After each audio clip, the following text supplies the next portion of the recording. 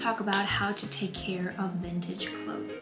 First of all, if you're wondering why I might look down sometimes, I actually just wrote down some questions that you had and just some things that I didn't want to forget when talking about this in today's video. So yes, let's start with the most important part, the storing. I feel like the first thing you need to understand about vintage clothes is that even though they might already be 60 years old, the quality back then was different, which is why we're still able to wear them. So even though I would always be extremely careful with them, you don't have to just keep them, you can actually wear them, and that's totally fine and safe. But there truly are some things I personally follow by, like some rules that have helped me a lot in storing vintage pieces and making sure to keep them in their good condition. The first thing is to keep your pieces dust free. I would not go for like an open wardrobe. I had a semi-open wardrobe in my old apartment, and that was okay, but I would just make sure to put my things away in a closet where they are protected from the dust. Because over time, the dust particles will actually settle into your clothes and make them look dull. And then you have to wash them more often and clean them more often, which is stressful for the fabric, so I would just not do that. The same goes for direct sunlight. Please protect your vintage pieces from direct sunlight. The colors might fade, the sunlight can also make the clothes get thinner, the fabric might actually dissolve, so just don't put them in direct sunlight. Overall, just get a wardrobe, something with doors, something you can close, it's just safer. But, and this is very important, do not store your clothes in your cellar. Do not store them anywhere where they might get damp or even wet. I would always make sure to keep them dry, because if they get wet and don't dry out properly the way that I will explain to you later, you might get rotten clothes. Humidity honestly just kills clothes, so make sure that you have a dry area. Don't store them in your garage or your cellar. I honestly have seasonal clothes that I like to pack away, and if we wouldn't have that like little secret thing right here, that like tiny room, I would always keep them just under the bed in some sort of bin, just somewhere where I know 100% it's not humid. And this might be a little bit controversial to some, but I would not use plastic wraps personally. I think it's important to let the fabric breathe, and I would not put them into individual plastic wraps. As said, if you like put them in a bin, I feel like that's fine, but I just wouldn't put like plastic covers on top of every piece of clothing, because as said, clothes should just have some air to breathe. That especially goes for leather. You might have noticed that sometimes when you're in a thrift store, the leather on pieces tends to break, so it's like ripped, well, it looks like flaky, and that mainly comes from being stored wrong, so either too humid or left out in the sunlight. Next up, let's talk about maintaining. So I feel like a big part with vintage clothes is to maintain them properly. And what I mean by that is that if you have something that has a little hole, mend that hole before it gets bigger. A little hole becomes a big hole, a little rip becomes a bigger rip, and at some point you just can't really fix it anymore. So whenever one of my pieces even has like the tiniest flaw, I make sure to fix it. My next big tip is to lube your zippers. That was actually on my to-do list today anyway. I have this gorgeous vintage dress I just got by the Octopus Garden, and it has a classic metal zipper. So what you want to do is to use some Vaseline and just a little cloth, and basically just apply some of this onto the zipper and lube it, because other way your zippers might rust. I'm probably just gonna put up some shots now so you can see what I'm actually doing, but this is really important. I do this with all sorts of metal zippers, quarterly I would say, or whenever I think about it, to be quite honest. But yes, I would always make sure to do that.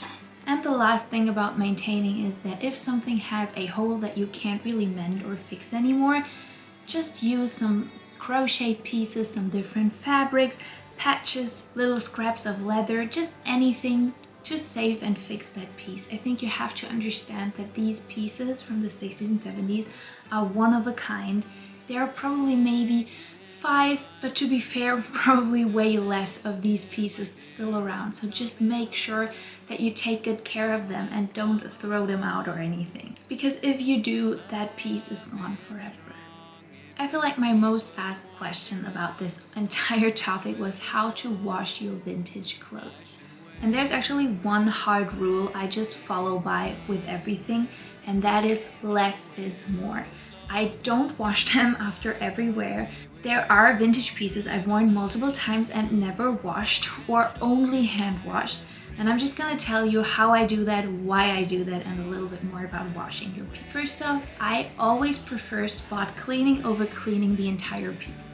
So say you have a stain on a dress. I will start by using this. This is a fabric brush. It actually rotates, and it's also great if your pieces are just a little bit dirty.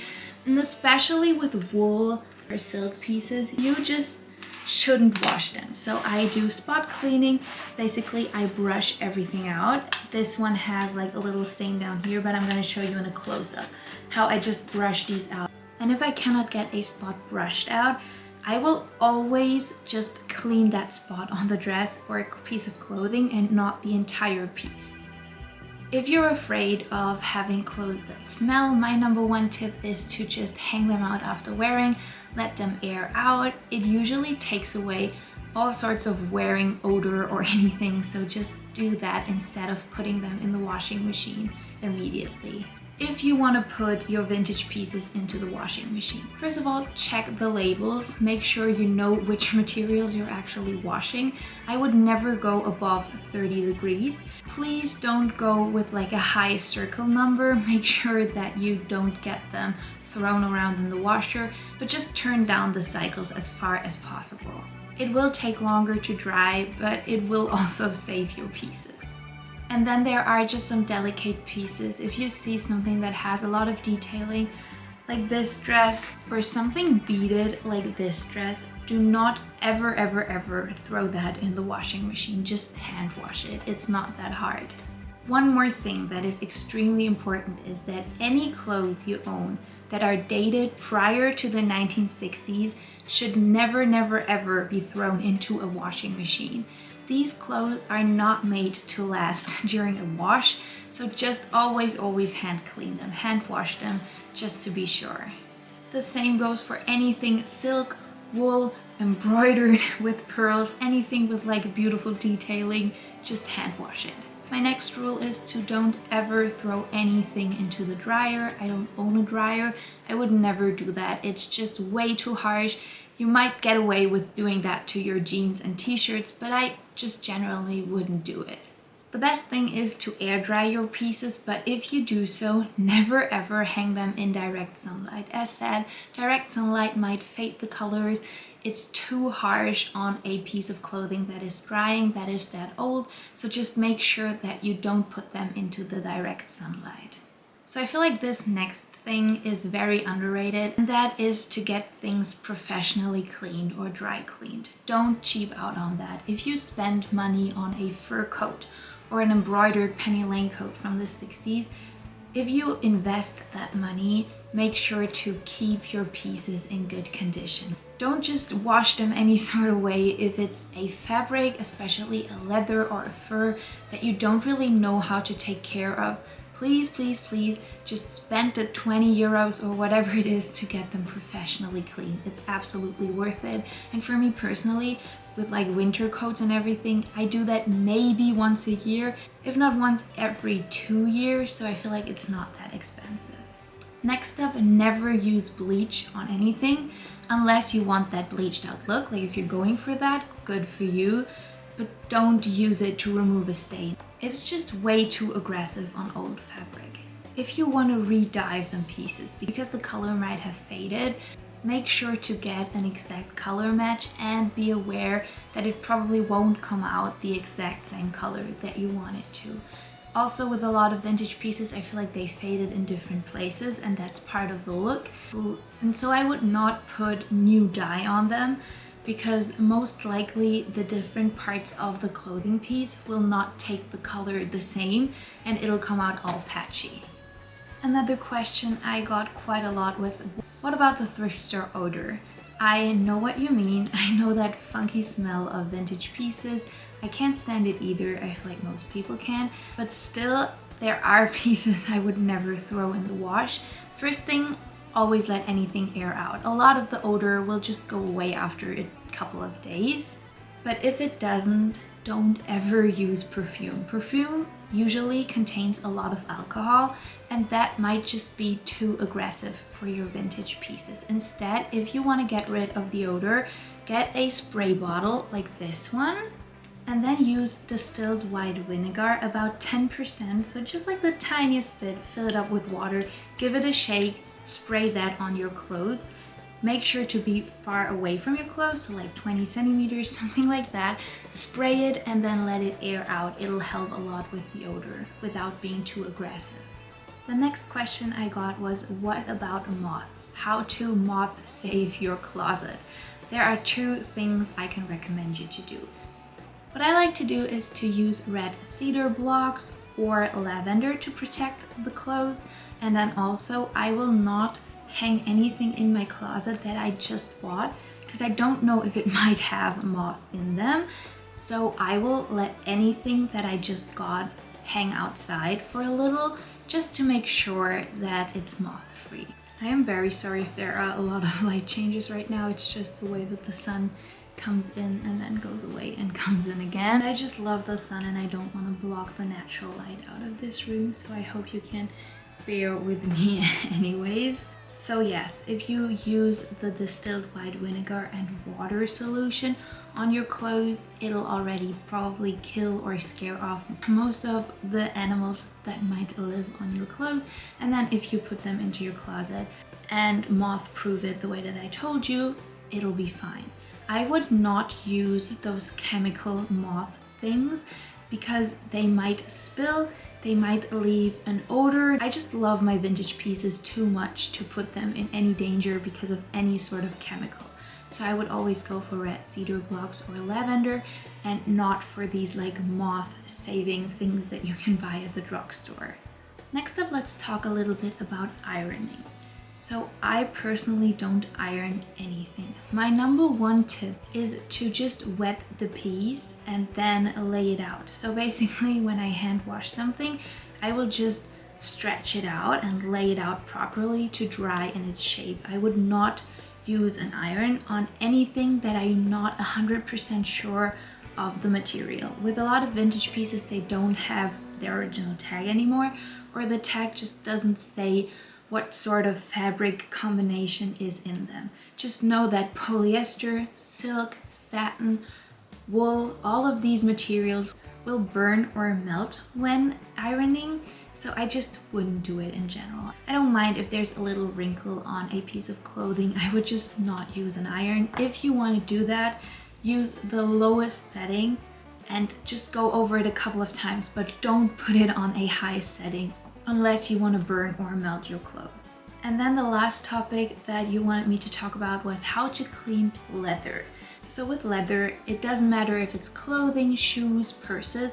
You need to know that leather generally is divided into two categories. One is just regular leather, that kind of shiny leather, and the other category is suede. So these two are essentially the same material, however, you cannot clean and treat and mend them the same. So before you do anything on a piece of clothing that is leather, check if it's leather or suede. The first thing that I do with any sort of shoe is to just clean it with water and a cloth if it gets dirty. I do that a little more regularly just to prevent buildup of dirt on my shoes. With regular leather, you can use a wet cloth to just wipe anything off. With suede, however, make sure to let any stain, any dirt, anything dry, and then use a brush like this one. This is a suede brush, and basically just brush it off your shoe. It works really, really well. I'm gonna put up some shots of me removing some stains from shoes because, as I said, I just want to do that today. But yes, just know that this is the best option for anything suede. I also have these suede pants that I love to wear. I've never washed them once in my life. They tend to get stains, especially around like the bottom. And what I do is just use the brush and brush it out. Just make sure if you get a brush, either just get a suede brush or get one with softer bristles. Do not get one with metal bristles. I would also don't get one with plastic bristles. That just might be too harsh. Next up, let's talk about shoe polish. I have some shoe polish here. Number one thing, don't ever use this on suede. Don't do it, it'll clutter the suede. The suede will get all mushed together and the shoe or piece is ruined. However, you can use this, and I really like to use this on regular leather shoes, purses, and jackets. I just make sure to get a color-free one. So as you can see, this just says that you can use it on all colors. I would not get anything that's like a color. You can get them in brown or just black, just like a colored shoe polish. I wouldn't do that unless I actively want to re-dye a pair of shoes. I feel like I said it before, but a lot of vintage pieces fade differently in different areas. So you just have to know that if you go over it with a shoe dye, it might not take the color evenly. It might come out spotty and it might just take away from that classic look of the shoe. So I would just always be very careful with that. Oh, and also if you have any vinyl boots, this doesn't work. Just wipe them off. With vinyl, you can't really do anything because the way that shoe polish works is that leather obviously is animal skin, so it just kind of sinks into the skin the way that moisturizer sinks into your face. Vinyl, however, is a plastic. It's coated, so nothing will sink in. If you add shoe polish to a vinyl shoe, it'll just do basically nothing. You will have to wipe it off because it'll stay sticky and on top. The only colored shoe polish I've ever done was black on a black pair of boots. It worked fine, but I just generally would go with the color-free one because you can use it on all of your shoes the same and you don't really have to take care of it that much. And then the last tip that I have is so simple, and that's just to check your weather report. If it's raining, if it says that it's going to rain the entire day, I will most likely not wear suede shoes because I don't want them to get wet in the puddles.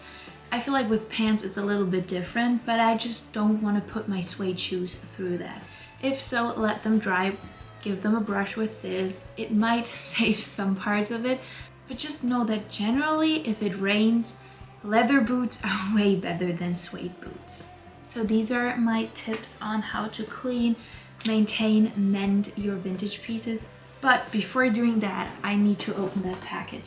I'm so excited for this. The German Post has been on a strike lately, so this took 2 weeks to get here, which is ridiculous because usually it's like a couple of days if you send something in the country. It's a crochet dress. I fell in love with this. Oh, it's so beautiful. I need to try this on. I really hope that that was helpful. If you have any further questions or like any tips on cleaning vintage pieces and maintaining them, please leave them in the comments. I'm sure we can all learn from each other. So this is the end of the video. I was planning on having this as a part of a vlog, but it just all was too long. So I decided to make this a separate video, and that's why I'm missing an outro right here. But I want to thank you very much from the bottom of my heart for watching this video and spending time with me today. I hope you have a beautiful day. Go out, enjoy the sunshine, light a candle, listen to a record that you love, and I will catch you in the next one. Bye everybody.